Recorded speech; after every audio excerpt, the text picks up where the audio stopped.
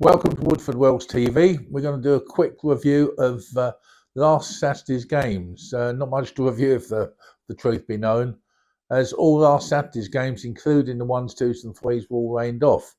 But it was down to the glorious 4th 11 to play through torrential rain with the Hearts and Essex Border League game at the Wells against Bishop Stortford.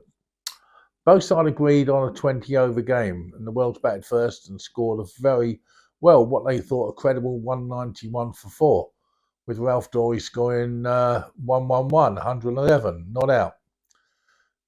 Bishop Stortford's response was 192 for 2 in 18.4 overs, with their opener David Collard actually beating Ralph's score 133 not out. Wow.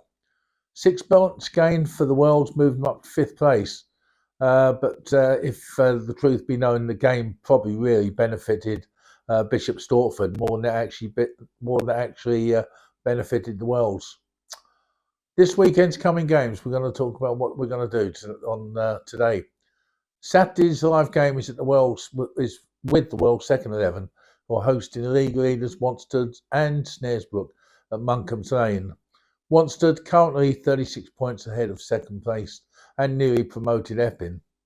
The Twos have tried hard over the past couple of weeks to force results their way by batting first most weeks and trying to gain maximum points to really get them out of the position they are in at the moment. Unfortunately, they've been able to bowl the opposition out and ended up with a couple of draws.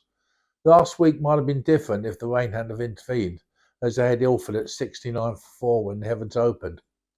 After this weekend's home game, the Twos have 4 away games against Chingford, Brentwood, Shenfield and Upminster before ending their season at home to Epping. Currently sitting bottom of their division and only 8 points from safety. So they're not in actual, they've got a bit to do. But somewhere along the road they will need to get a couple of wins to help their survival.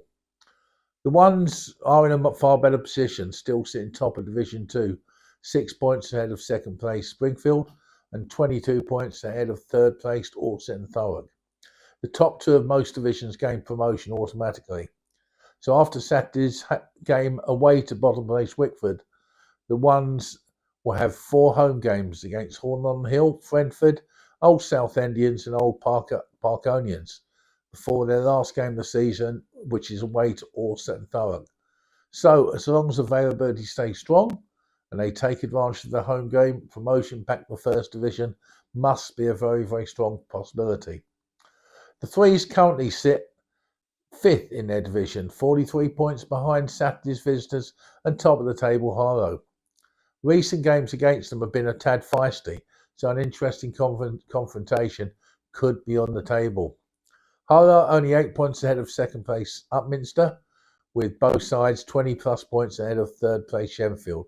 So both Harlow and Upminster looking in a good place. If the Threes are to make any sort of challenge to the latter half of their season, a win is required. After today's game, they travel to Shenfield, home to Frentford, away to the always windy Chelmsford before they finish with 2 games at home against Harold Wood and the always entertaining and extremely thirsty Upminster team.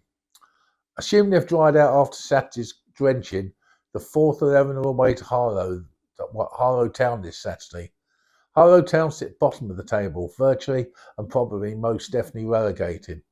A win there would not move the Fours up the table, but would definitely help to set them up for a final push. After this Saturday's fixture, they only have 3 more games. At home to Ardley Walken, away at the picturesque Cloghams, and then at home to Essendon for their last game of the season.